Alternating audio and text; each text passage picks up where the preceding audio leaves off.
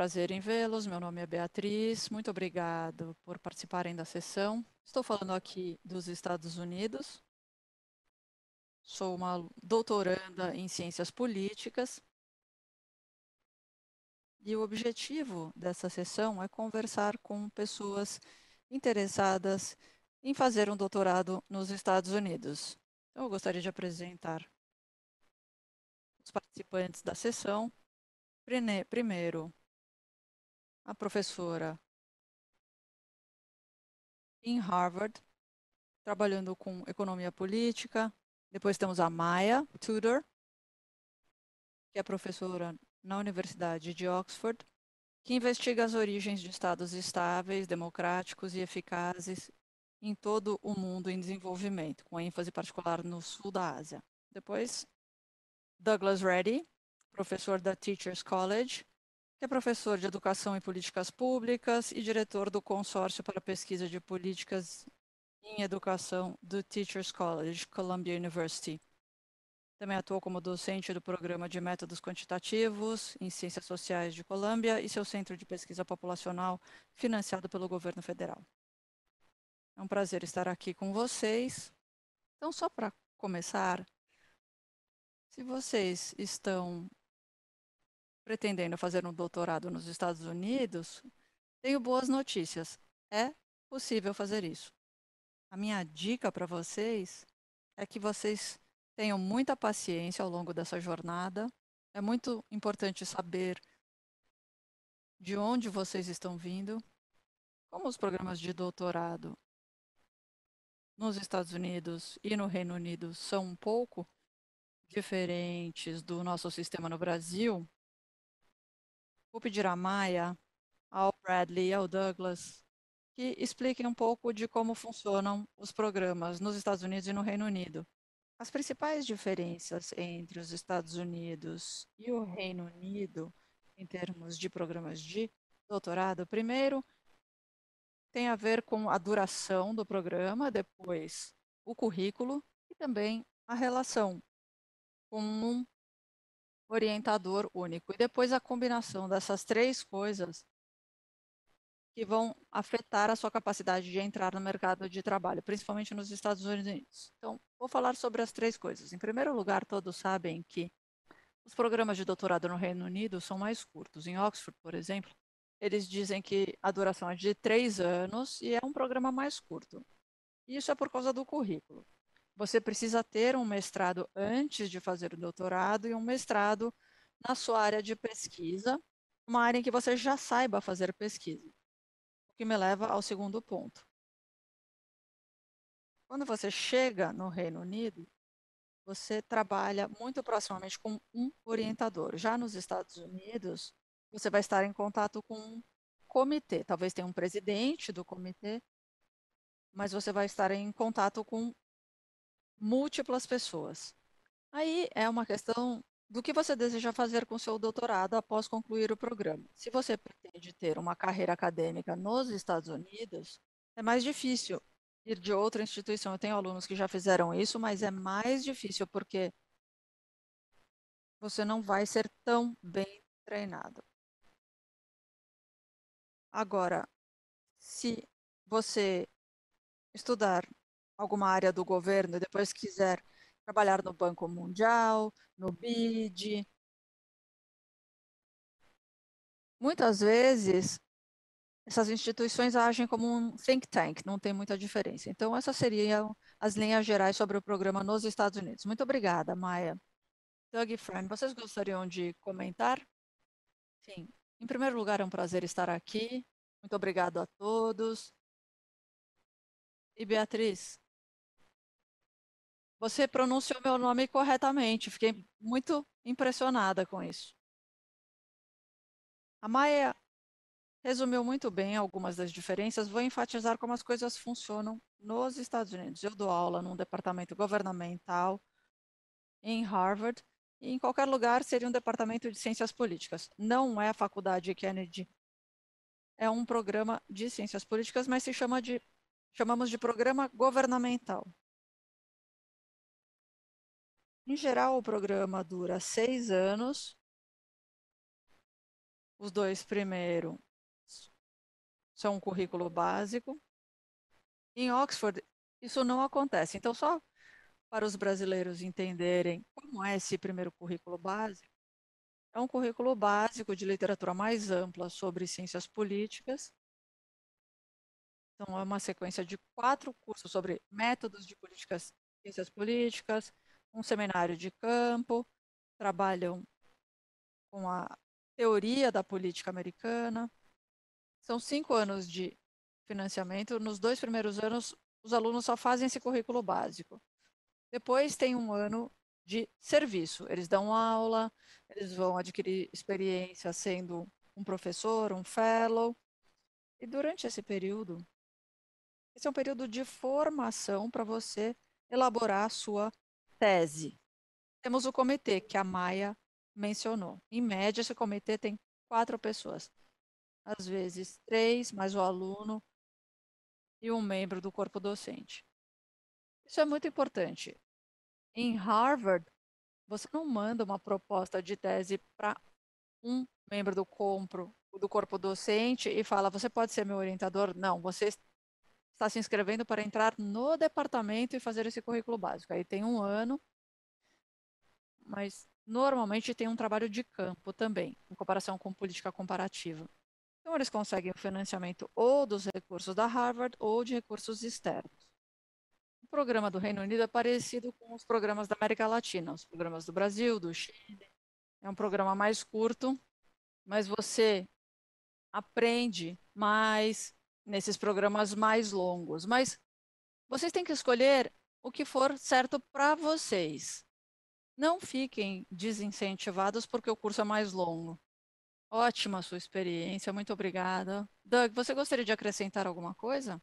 Eu acho que tem mais semelhanças entre universidades do mesmo campo. Se você vai fazer um doutorado em economia, o programa de economia de Harvard, Michigan, Berkeley, Stanford são parecidos. As diferenças são entre áreas diferentes dentro da mesma universidade. A economia em Colômbia, eu trabalho com políticas públicas, políticas de educação, esses programas de doutorado já há 10 anos. 95% dos doutorandos têm um mestrado. Então, as áreas de universidades diferentes, as mesmas áreas em universidades diferentes são mais parecidas do que áreas diferentes dentro da mesma universidade. É verdade, concordo. Então, vamos passar para o próximo assunto, que é sobre o processo de inscrição. Se pudéssemos falar um pouquinho mais a respeito dos valores, das diferenças de cultura que existem nos Estados Unidos, no Reino Unido. Doug, você poderia falar um pouco mais sobre a sua universidade, os seus valores e falar um pouco a respeito das oportunidades de Colômbia? Há muita pesquisa sobre o ensino superior mostrando que existem muitas diferenças entre departamentos diferentes da mesma universidade. O programa de sociologia é totalmente diferente do programa de direito, de ciências políticas ou de relações internacionais. Eu espero que as colegas concordem comigo. O doutorado pode ser uma experiência muito positiva em grupo, mas também pode ser uma experiência onde você fica isolada. Tanto nos Estados Unidos quanto no Reino Unido, esses programas geram novas pesquisas. Eu acho que muitos doutorandos não pensam nisso. É claro, tem a questão da cultura, do clima, que é muito importante para os programas de doutorado, mas pode ser uma experiência onde você fica muito isolado também. É verdade. Fran, Maia, vocês poderiam falar um pouquinho a respeito das suas universidades? Claro, eu falo isso para os alunos, mas Douglas, não é para você falar que eles vão ficar isolados, né? Nós estamos aqui para falar uma coisa que incentive. Não, é maravilhoso, gente, é maravilhoso, não se preocupe. Olha, para ser sincera, existem fases, sim, principalmente durante uma pandemia mundial, não é mesmo? Em que você se sente mais isolado. Mas você também faz as melhores, mais profundas e mais fortes amizades da sua vida. Sim, é claro, os alunos se sentiram sozinhos durante a pandemia, mas eles se apoiam, se ajudam, fazem comentários construtivos uns para os outros em workshops, também passam as festas juntos quando estão longe de casa. Então, não desanimem. Com relação à cultura, tanto Harvard quanto Oxford, eu acho que Oxford tem algumas centenas de anos a mais do que Harvard, mas Harvard é a universidade mais antiga dos Estados Unidos. A cultura mudou muito desde que o meu pai estudou em Harvard, que foi na década de 30, quando a minha irmã estudou em Harvard, que foi no final da década de 60, e também quando eu fui professora assistente na década de 80 e hoje. Houve muitas mudanças. Quais? Bem, quando a minha irmã estudou em Harvard, havia 300 mulheres em Harvard. Hoje, o número de mulheres e homens é igual. Harvard estava se internacionalizando. Quando eu fui professora assistente, eu fiz o meu doutorado no MIT, e o MIT já era uma universidade internacional. E também a diversificação está aumentando, não só em termos de onde vêm os alunos dos países, mas também em termos de experiência. Uma coisa muito interessante e muito bacana dessa iniciativa da Fundação Lehman é que não é só para alunos do Brasil, mas de qualquer lugar do Brasil, de qualquer região, de qualquer faculdade. Harvard fez um trabalho muito bom nesse sentido. Não nos seus 385 anos, mas nos últimos 20 anos, sim, tanto na, nos programas de graduação quanto pós-graduação. É um lugar muito diversificado, onde pessoas do mundo todo vêm para aprender umas com as outras. Harvard está tentando ser cada vez mais inclusiva e tem mudado muito. Que bom, muito bom ouvir isso. Concordo totalmente. Inclusão e diversidade, principalmente para alunos internacionais, são fatores que nos ajudam muito a ter um desempenho melhor e a produzir projetos que tenham excelência. Maia, você gostaria de falar um pouco sobre Oxford? Claro, Oxford tem uma cultura muito interessante. Como a Fran disse, essas instituições mais tradicionais demoram mais para inovar. Isso se aplica a Harvard e ainda mais para Oxford. É uma universidade inovadora, está se diversificando, mas isso está acontecendo gradualmente. O que eu posso dizer é que eu estou numa instituição em Harvard que não tem nem 10 anos. E nós temos um programa de doutorado, mas o principal programa é o mestrado. Trabalhar com a faculdade Wilson, faculdade Kennedy. Então, o nosso corpo discente é bastante diversificado dentro de Oxford. É quase como se fosse uma startup dentro da universidade. O programa de graduação e de mestrado tem 145 alunos, tem muito mais estrangeiros do que britânicos. Então, os alunos vêm de todas as classes sociais, de todos os lugares do mundo, e é um lugar muito aberto e que dá as boas-vindas a todos. O programa de graduação está mudando mais lentamente. Em termos de financiamento, o programa de doutorado é muito mais bem financiado do que outras oportunidades de doutorado dentro da universidade. Eu diria que, em termos de oportunidade, se você tem interesse em fazer doutorado no Reino Unido, em Oxford ou em qualquer outro lugar, entre em contato com pessoas que tenham interesses em áreas de pesquisa parecidos com os seus. Faça um call, converse com essas pessoas. Hoje em dia isso é mais fácil do que nunca. Antes de continuarmos, eu só gostaria de dizer oi, dar as saudações aí para o professor Bradley e para o Martin. Muito obrigado vocês dois por participarem aqui com a gente. Então, antes de continuar, eu vou apresentar os nossos dois panelistas para o público. Então, o professor Bradley, o Bradley Olsen, ele é professor no MIT, professor de engenharia química, e a pesquisa dele é mais direcionada à descoberta de novos biomateriais e à física dos polímeros. Então, a especialidade dele é no departamento de química, e ele vem lecionando no MIT já faz alguns anos. E temos o professor Martin, o Martin Carnroy, que é um professor de Stanford. Atualmente ele atua como co-diretor do Centro Lehman para a Educação Brasileira. E ele também é ex-presidente da Sociedade de Educação Comparada e internacional. Então, a gente gostaria de dar as boas-vindas para vocês, para esse painel. Então, na nossa conversa aqui, nós estávamos falando sobre os valores e a cultura dos programas de doutorado ou pós-doutorado ou qualquer tipo de graduação no geral dentro das universidades. Então, Bradley, se você quiser falar um pouquinho para a gente sobre o programa de MIT, em termos das opções de doutorado, em termos dos valores da organização, seria ótimo ouvir um pouquinho de você.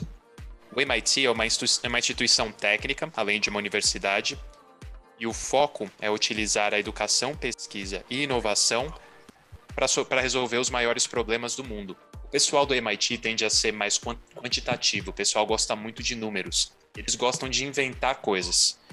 E as pessoas muitas vezes se surpreendem que a gente tem vários elementos de design dentro da universidade, mas o ambiente também é bastante internacional. Nós temos pessoas de 181 países. Nós fizemos essa análise no ano passado. Eu não estou com as estatísticas para saber se são os mesmos países do ano anterior, mas eu imagino que praticamente todos os países do mundo estejam representados e participem aí do MIT. No ano passado, nós tínhamos um número de mais ou menos 50 brasileiros.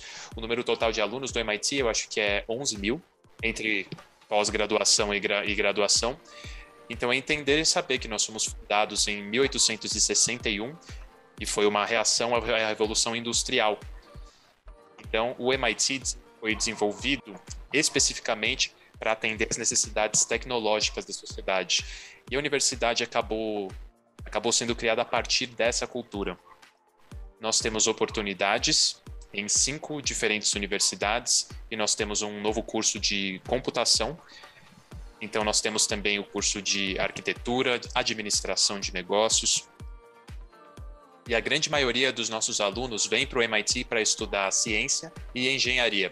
Esses são os 2 maiores. Inclusive, a maioria dos brasileiros fazem o curso de administração, que é muito popular e nós temos vários brasileiros participando. Então, esses são os cursos que são mais conhecidos, com certeza. É muito bom ver que existem algumas mudanças acontecendo em termos da aceitação dos alunos internacionais e das comunidades estrangeiras. Então, isso é muito interessante ver como acontece na universidade. É ótimo ver que existe esse desenvolvimento nesse sentido. Professor Martin, estou contente em tê-lo conosco aqui hoje. Espero que você possa nos ouvir e nos ver. A gente gostaria que o senhor falasse um pouco sobre Stanford, em termos da cultura e dos valores da universidade. Então, por favor, fique à vontade para discorrer sobre o assunto. Olá, vocês estão me ouvindo? Certo. A conexão com o meu computador acabou não dando certo. Então, se vocês conseguem me ouvir aqui pelo celular, eu vou dizer algumas palavras. Eu estava ouvindo a introdução de vocês e o comentário sobre as universidades, e eu posso dizer que esses lugares são excelentes. Todas essas instituições são excelentes. Stanford é um lugar bastante dinâmico. Ele fica no Vale do Silício, como vocês sabem, na Califórnia. E a instituição foi, em grande parte, responsável pela criação do Vale do Silício. E a instituição absorve muito da cultura desse local bastante inovador. Nós temos esse contato com a engenharia e com a ciência. Então, a universidade bebe dessa fonte também. Ela absorve essa cultura inovadora. É um lugar bastante revigorante, bastante empolgante. É um lugar muito bonito, assim como as outras universidades do sistema, que tem essa parceria com a Lehman. Então, a instituição de Stanford tem muitos recursos para os alunos. A instituição tem um grande apreço pelos seus alunos. E como as outras universidades, existe um apreço muito grande pela diversidade. A universidade fez um bom trabalho no recrutamento de pessoas de diferentes esferas da vida. Eu não quero ser cínico de nenhuma forma, mas nós precisamos foi necessário um trabalho muito árduo para poder mudar a cultura dessas universidades, para que essas universidades se tornem um lugar mais seja mais aberto para as pessoas. Na Califórnia nós temos uma diversidade muito grande. 50% dos alunos que vão à escola têm origem hispânica, isso no ensino primário e no ensino médio. e a Universidade de Stanford tem tentado bastante incorporar cada vez mais alunos no nível de graduação que tem essa origem de diversidade. Então, o nosso curso de pós-graduação é bastante internacional em todos os seus departamentos. Nós temos uma diversidade muito grande. O curso de administração, de engenharia, o curso de docência também tem um número bem grande de alunos internacionais. E nós estamos tentando e estamos tendo sucesso em recrutar mais pessoas para o nosso curso de licenciatura. Agora, eu preciso destacar um ponto que, embora, né, no nosso caso, nós encorajamos as pessoas a se juntarem a todos os departamentos. E também temos muitos brasileiros no nosso curso de engenharia e também no nosso departamento de ciências políticas e de economia. Mas o programa da Lehman, né, o centro da Lehman em si, o Centro Lehman em si, diferente das outras universidades que estão aqui representadas, ele fica na nossa escola de educação. E os alunos de doutorado são recrutados a partir desse departamento. Então, o curso de educação de Stanford tem uma diversidade muito grande. Nós temos cientistas políticos, nós temos sociólogos, nós temos muitas pessoas no nosso departamento de licenciatura. Então, além dos programas de docência e de formação de professores no nosso currículo, nós temos esses pontos. E nós temos um novo programa em ciência de dados que com certeza deve atrair o pessoal da ciência da computação e o pessoal da engenharia para que eles tenham um interesse maior, né, na educação. Nós temos também um programa no nível de mestrado e nós temos muitos brasileiros que passaram por esse programa.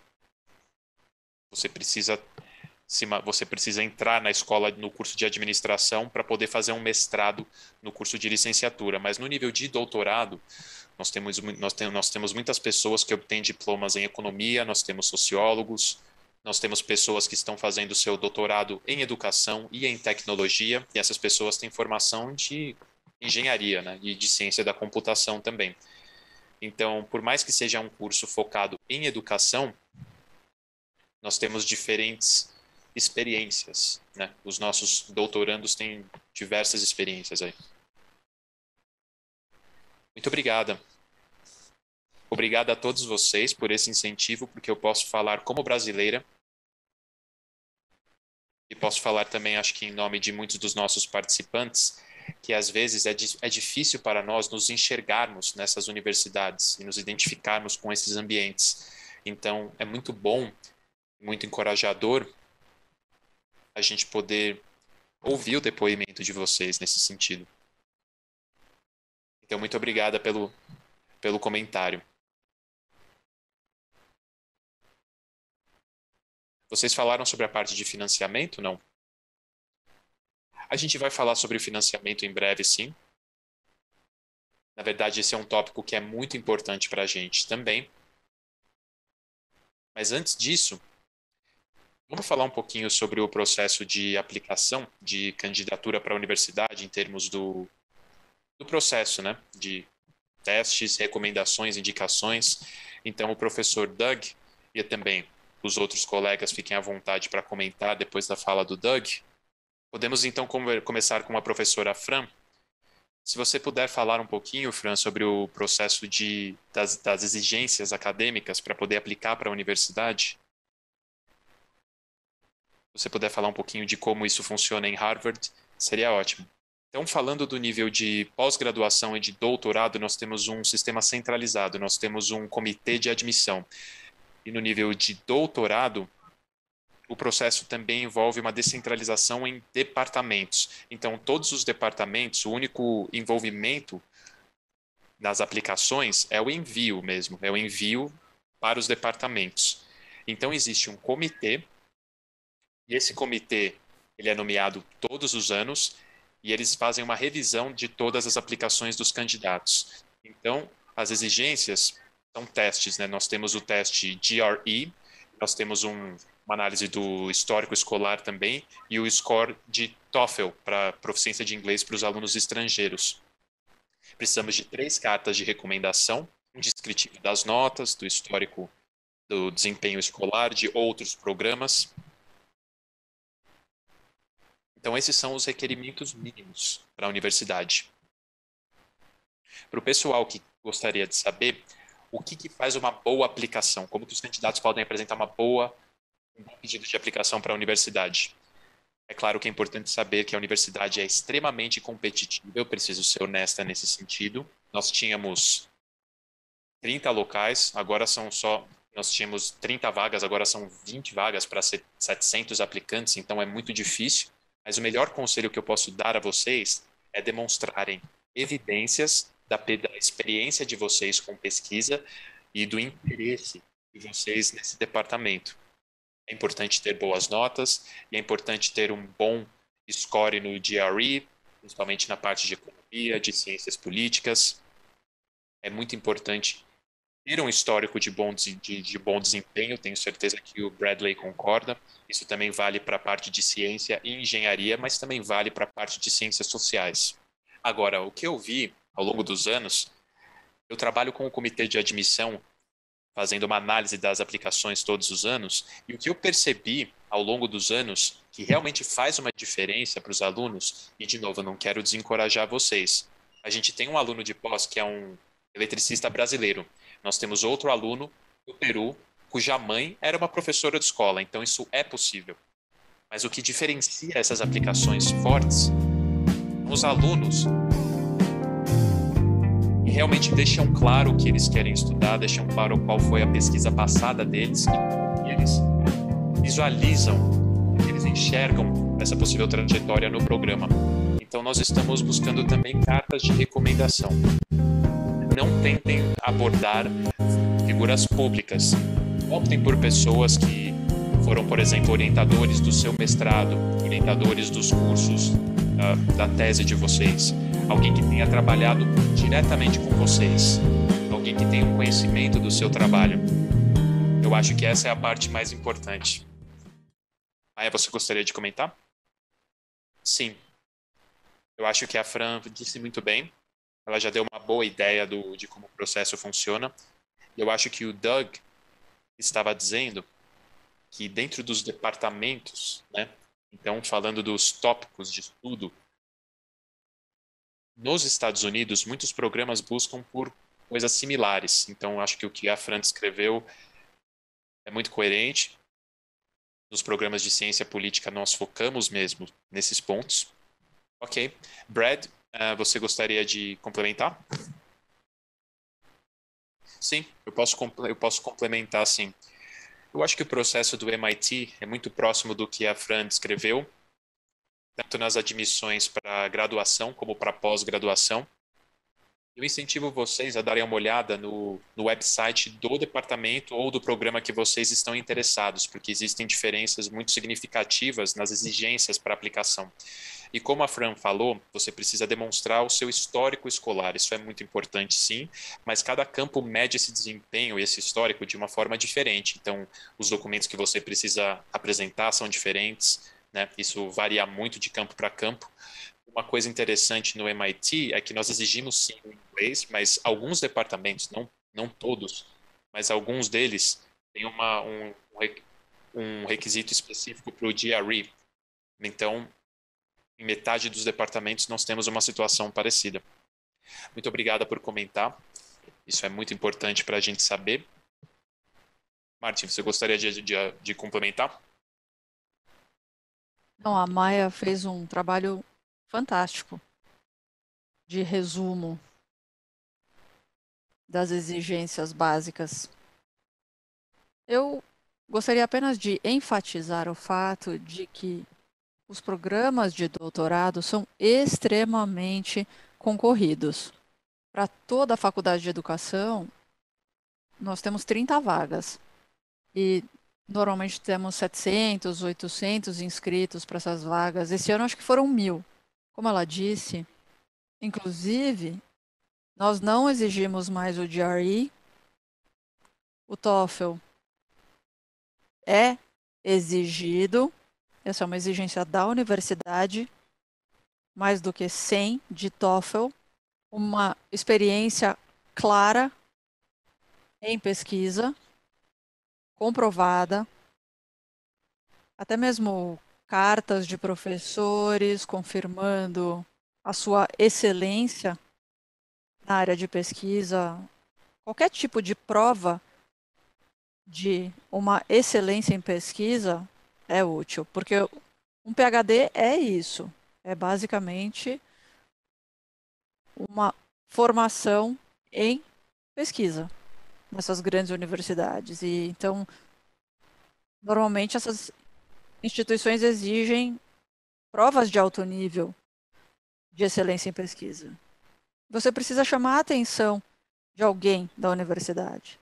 Entrem no site da universidade, vejam quais são os professores que estão pesquisando o quê, e verifiquem se os seus interesses em pesquisa batem com aqueles de algum professor ou professora. Concordo. E como dica das minhas experiências nesse sentido, que tem a ver com o que todo mundo já falou até agora, foi muito importante para mim entrar em contato com professores e professoras das universidades onde eu queria fazer o meu doutorado, para verificar quais eram as áreas de interesse das pesquisas. Isso é uma coisa muito importante. Quando eu estava pesquisando as universidades, eu escolhi as universidades que tinham algum departamento que em algum momento tivesse tido interesse na minha área de pesquisa, porque eu achava que isso aumentaria a minha probabilidade. Foi muito importante. Com relação à declaração pessoal, eu acho que é sempre bom falar com um amigo ou um colega e pedir que leiam a sua declaração para ver se você está sendo claro ou clara, porque essa é uma das partes mais importantes do processo. E eu acho que a Maia falou isso antes. Uma pergunta que me fazem muito é o quão importante é para um candidato ou candidata ter um contato. Eu acho que a Maia disse que é muito importante fazer uma entrevista, mesmo que seja informal. O que vocês acham? Vocês recomendam entrar em contato com orientadores para se apresentar, apresentar sua pesquisa? É estranho, porque os professores aqui não devem interagir com candidatos. Então, se alguém me escrever do Brasil, é claro que eu vou responder, mas ajuda quando você entra em contato com um professor ou professora, se você já tiver lido alguma coisa ou várias coisas que essa pessoa tenha lido e se houver uma conexão real entre os seus interesses e os interesses daquele professor ou professora. É muito importante que esse vínculo seja real e verdadeiro quando vocês entrarem em contato com o professor ou com a professora. Concordo totalmente. Fran, Maia, Bradley, Doug, vocês têm algum comentário a acrescentar? Uma coisa que eu diria é que a potencial vantagem de entrar em contato com o professor ou com a professora é para o aluno ou para a aluna. Isso não vai ajudar no processo de admissão para a universidade. Eu posso até mandar uma observação falando: olha, prestem atenção nessa pessoa do Brasil, mas são eles que tomam a decisão. Os membros do departamento entrevistam uma ou duas pessoas e é o comitê que toma a decisão. Então, para ser sincera, eu divido o meu tempo com essa prioridade. Os meus alunos atuais têm a maior parte da minha atenção. As pessoas que querem entrar e que eu conheço têm a minha atenção.